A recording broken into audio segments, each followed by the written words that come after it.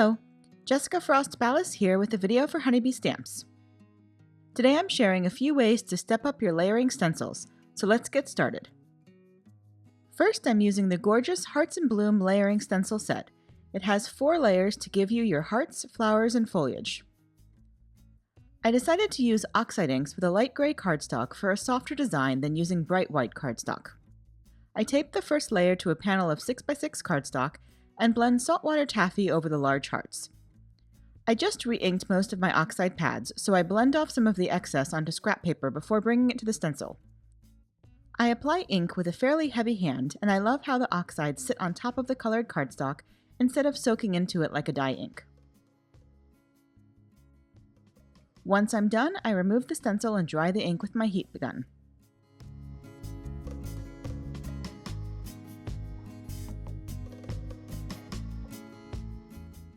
Next, I temporarily tape the second stencil layer down and blend Abandoned Coral Distress Oxide ink over the flower layer. When I'm done, I remove the stencil again and dry it with my heat gun.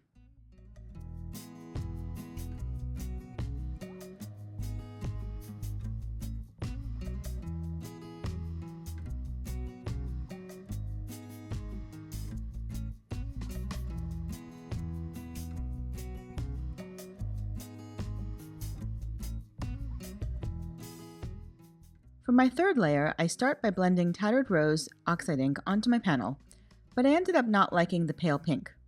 So I washed and dried my stencil and then taped it back in place.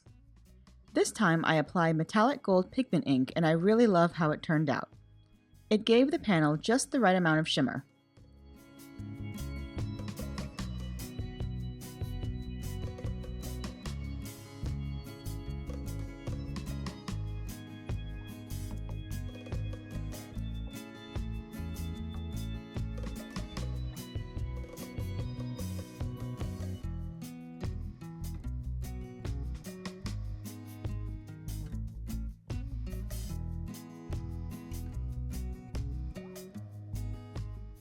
I remove the stencil and dry that layer of ink as well.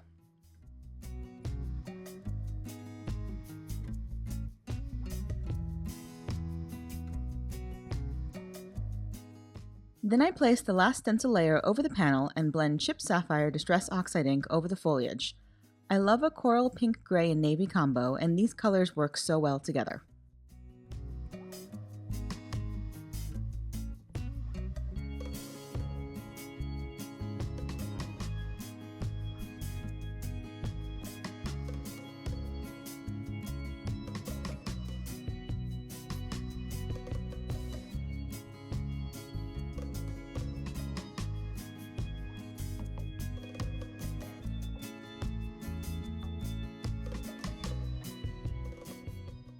Once my initial stenciling was done, I decided to go back and add a little more depth to my stenciling.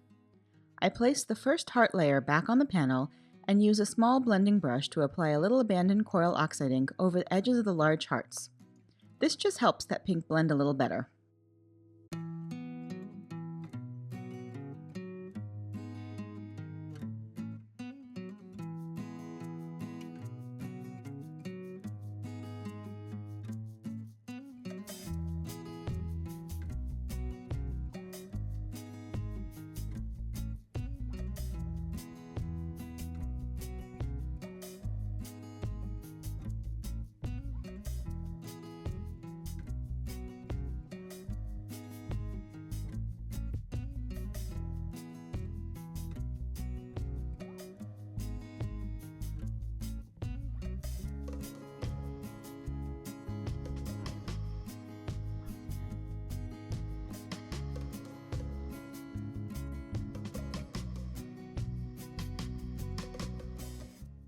I also use a tiny blender to add Chipped Sapphire to the flower centers on that stencil layer.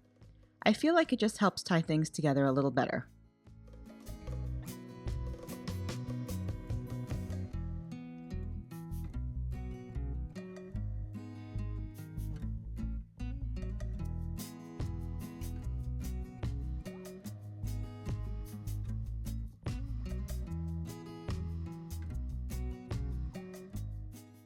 I dry the panel with my heat gun and then add splatters of gold metallic paint for a little extra shimmer and shine, and then set the panel aside to dry completely.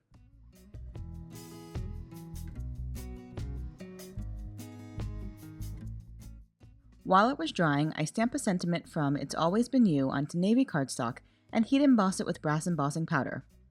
I find that the brass is a better match to the gold ink than regular gold embossing powder, which is a little too yellow for me.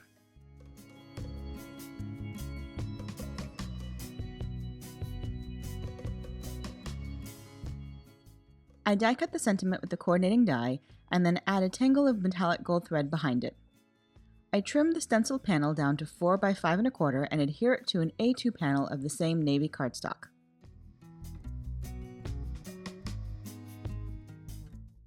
I adhere my sentiment and thread with foam mounting tape to finish the first card. I had a small strip of leftover stenciled cardstock, so I matted it with navy cardstock. I stamp another sentiment from It's Always Been You with navy ink onto soft gray cardstock and then adhere the leftover stencil panel to create a second card. And that's it! I hope you enjoyed today's video, and if you did, I'd love for you to give it a thumbs up and leave a comment. Be sure to subscribe to the Honeybee Stamps channel for even more crafty inspiration. Thanks so much for watching, and until next time, have an amazing day and happy crafting. Bye!